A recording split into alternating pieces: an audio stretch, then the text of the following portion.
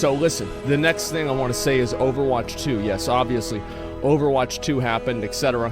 To me, here's the way I feel about it. You guys ever seen the meme of Mr. Krabs, who built a second Krusty Krab right next to the first Krusty Krab?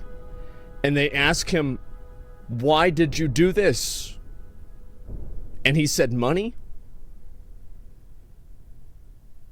So, Overwatch 2. Apparently, they're going to have some PvE content. Apparently, there's going to be some other stuff. But for the most part, it seems like it's pretty much the same game. Big Sword Haver, thanks for the 5. Get the community subs. I appreciate that. Thank you, thank you, thank you. So, here's the way I feel about it. I'm going to play Overwatch 2. I'm actually excited for the game. Like, I am. Most games I get relatively excited for. Because I just hope they're good, right? I mean, I'm not hoping Overwatch is bad. Why would I hope Overwatch is bad? Like, there's no reason for that. Of course I'd be excited for it. Absolutely. So we'll have to see what's gonna happen, man. And am I gonna stream it? I don't know, maybe for like the first week or so. We'll see how things go. I mean, I'm not really much of an FPS Andy, but my main used to be Roadhog, so whenever you play that class, you don't really need to be. So it's like, I feel like I always wanted to play Reinhardt. That was always the character that I felt was like the coolest one, was like the huge fucking guy with the gigantic shield and the hammer, but like there was something about it that like just didn't really vibe with me. But like playing Bastion, I played Bastion in the beta for Overwatch, but then they like literally nerfed him like massively because it was broken. That's why I played him. So like by that time I kind of stopped playing. So yeah, like I think I'll probably play the game. I mean, will I play it a lot? Probably not, but we'll see what happens. Overwatch was never really a great stream game because it wasn't really like, I feel like in order for an FPS to be a good stream game, there has to be a certain level of tension. There has to be a certain level of like loss that's associated with like losing a game. Whereas like in Overwatch and a number of these other games, you're just kind of playing the same match over and over and over. It's much more of an arena shooter rather than like a BR or something like that. That's why I think that BRs and Escape from Tarkov to another extent are so popular. It's because those types of games are the types of games that, you know, they have like that permanence to dying. They have the punishment for that. And like, while I don't necessarily like games that punish you and make you play that way, it's certainly a more entertaining viewer experience. So that's the way I look at it. And it's not a shooter, Asmongold, stop, it's a shield simulator. I'm sure they're gonna make, see, this is usually what happens with Blizzard games, right? Is that usually whenever the game gets released, it's going to be pretty good. Like, it'll be pretty good. And then Blizzard will get feedback, and then they will misinterpret the feedback and make the game worse. Like, that's generally how things go, is that the game starts off pretty much fine, and then somebody complains to Blizzard, and they're like, well, we don't like, you know, this car, it goes too fast. And so, like, you know, people keep driving off of a road. And so Blizzard's solution is to take a wheel off of the car.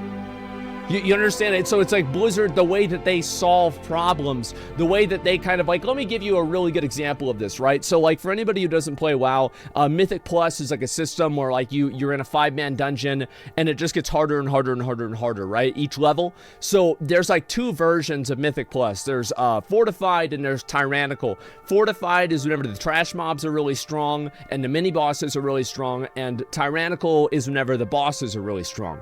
So everybody only liked doing Fortified because Fortified was just in general easier. Now, is it easier for your average everyday group to complete it in a 15? No, it's not. But everybody follows the meta that's set by the top 100 players, so Fortified is good and Tyrannical is bad.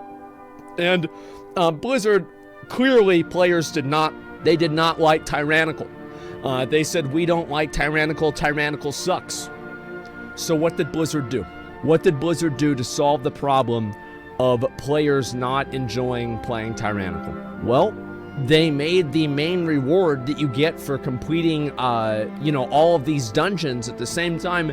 They made that reward require you effectively to do Tyrannical. Now, you can only do Fortified, but like doing Fortified only was like, it's just like, it's like playing Lost Ark and free to play, right? You can do it, it's just gonna be really fucking painful and it's gonna take a million more fucking hours to do. So it's the same type of thing. And the thing with Tyrannical is, so like, obviously a lot of people didn't like it. They did not enjoy the gameplay of Tyrannical. So Blizzard solved the problem by making it semi-mandatory for people to do that wanted the rewards out of the dungeons. So this is the way that they solve problems. So the concern that I have with Overwatch is that the development team is just development teams in Blizzard in general are just not very good at responding to feedback and having solutions to that feedback that are sufficient. And so I think Overwatch 2 will probably be decent on release, and it might be good for a while, and then after that, metas will be formed, and the game will get worse. You see what I'm saying here? They haven't been good in 20 years. Well, I don't know about that. It kind of depends. You have to buy respawns in the game for $6 respawn pack. Yeah, exactly. That's kind of what happens. And that's what I think. Why everyone talking about WoW problems, never say anything about Mythic Raid only being 20-man? Used to be my friend with my 10s. Oh, like 20-man raids and 10-man raids? The reason why nobody talks about that anymore is because nobody cares. The fact is that, like, Mythic raids, like, they've just gotten smaller over time. In my opinion, I would like to see raids be, 30 or 40-man again and have them be easier. Like, I feel like that's a better MMO experience, and then have, like, smaller challenges that are, 10-mans that have, like, more execution to them, kind of like a Final Fantasy Ultimate or something like that. Like, I would kind of prefer that, because I feel like that's more of the MMO experience. Like, there was something that was really cool about in, like, Classic WoW, for example, to get all 40 people together in the raid, and you're buffing up. It just, it feels more, I don't know, thematic. I don't know really what the word for this is. It would just be more interesting. No, please, no thanks. Yeah, I think there's a lot of people that don't like that. And this is kind of what happens with WoW. And this is, I think, the biggest problem. One of the big problems the game has is that the game has attracted so many different types of players that absolutely nothing that the Blizzard developers do will make everybody happy, because there are so many different people that are trying to play the game in their own little way. So, like, you have the world first raiders, and they're complaining about not getting a tier set 4-piece bonus on week 1 or week 2. You've got those guys. You also, and like, the tier set bonus problem is not a world first raider only problem. By the way, this is going to happen to casual players too, and whenever a casual player in the guild gets a 4-piece and the other person doesn't, just by luck of roll of the dice, then that person's gonna get a raid spot over the person who doesn't.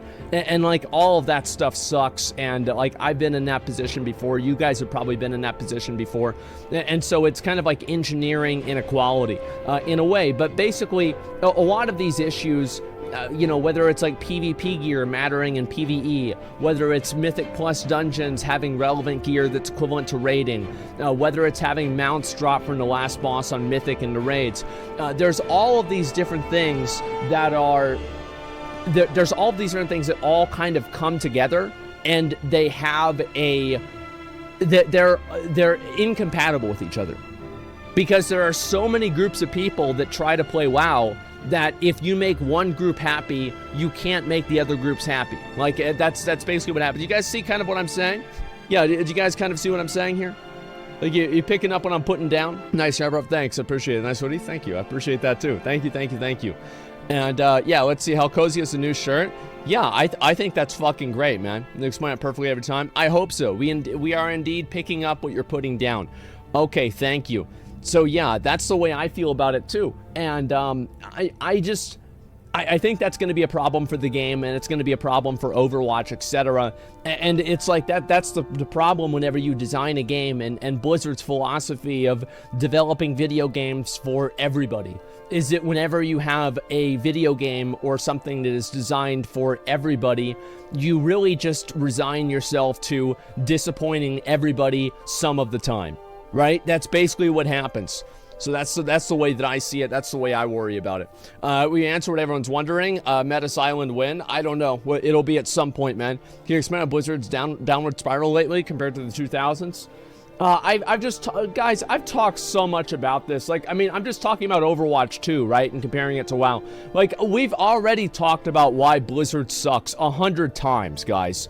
Like, it sucks. Like, the people that work at the company are fucking delusional, Twitter social justice warriors. The game is full of bugs. There's no sense of achievement anymore. Like, Bobby Kotick is running the company, and he's a fucking goblin. Like, I mean, what is there else to say? I feel like we've gotten through everything, man. That's all there really is to it. Sort of bug controversy, or just, I don't give a fuck about that shit, man. I don't care. It doesn't matter whatsoever. Can we talk about how good From Software is? Well, not if we have any developers from other fucking Western game studios in here.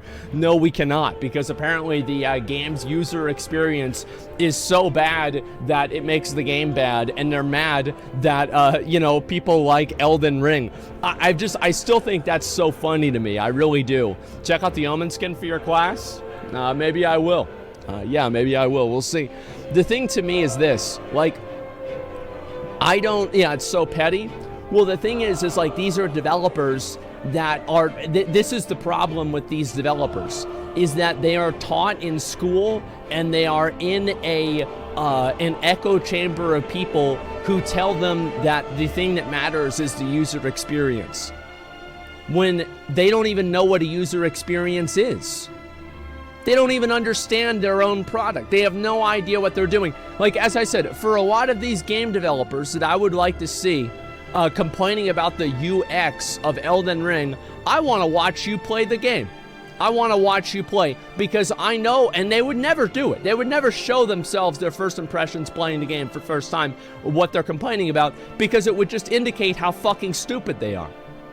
You know it, I know it, everybody knows it. They would play like fucking morons, and they would miss obvious things. They would blame it on the game and say, wow, I can't believe From Software is this bad. That's what it is. So yeah, I'm fucking pissed. I am. They feel underappreciated, but their products are bad and formulaic. Yeah, that's exactly it. If you want people to like your products, then just make a good product. It's not that hard. There's plenty of developers that do that, but these developers nowadays, like, they're always talking about their focus in the games is not on things that players care about. I think that's fundamentally what it is. It's that nobody really gives a shit about the UI of the game. The UI is like as long as it's not fucking annoying, it's fine type of thing. Nobody gives a fuck about the way that you mark quests on the map. Like, nobody gives a fuck about motion capturing your main character rolling onto a boat. Like, these things are not things that players care about. Players do not care about the gender diversity of how many men to women there are in the game. This is not relevant to the average player. And there are some people that do care about this. I want to make this very clear, that there are some people that care about this. And of course, some of that stuff does matter to an extent.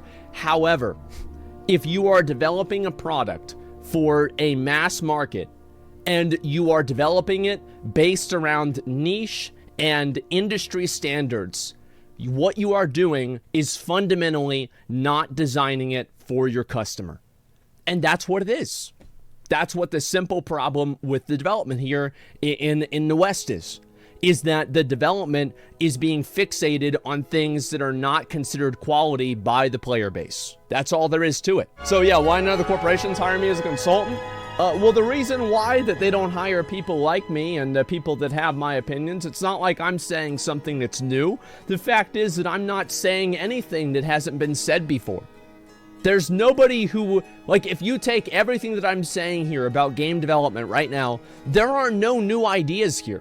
This is not something that is at a certain point, and there doesn't need to be, because it's obvious what's happening.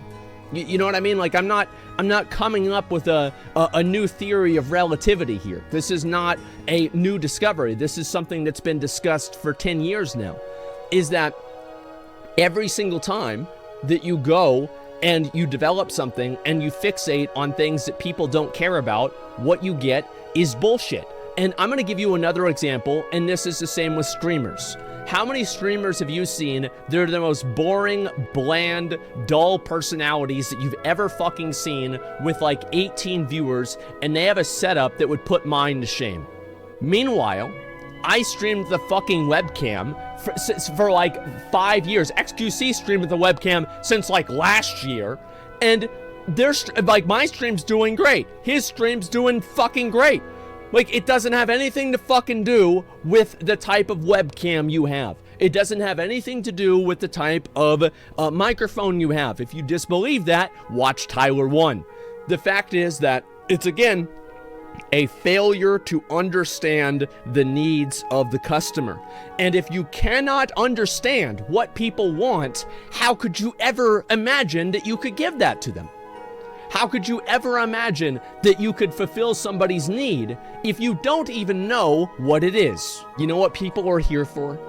They're here to be entertained. Your webcam costs $400? No, it does not. My webcam, my camera is worth $2,000. My lens that I use, that was actually recommended to me by Recful, is also worth $2,000. I use a 2-PC setup. My setup is about, I'd say, somewhere around like 12 to 15 grand. Yeah, over the years, I've just kind of upgraded it and made it better over time. So yeah, I mean, no, it's not that I'm using a shitty setup now, it's that I did, and I was very successful when I did do that too. And I could use a webcam now, and it would be okay. It's because people, yeah, you can have both. What I'm saying is that you can have, yeah, you definitely can have both. A good quality doesn't make a good stream, it makes a good stream better. Bad quality doesn't make a bad stream, but it can make a good stream, you know, a little bit worse. That's what I'm really trying to get at, guys. And that's... The thing is, a lot of people, and this is the same thing as I said with the developers, right? Is that you are focusing on things that are not considered valued by the player base. You see what I'm saying? People don't understand. You used to use the same shit everyone used to. They did to climb the ladder. Oh yeah, no doubt, of course. Do you donate to charities?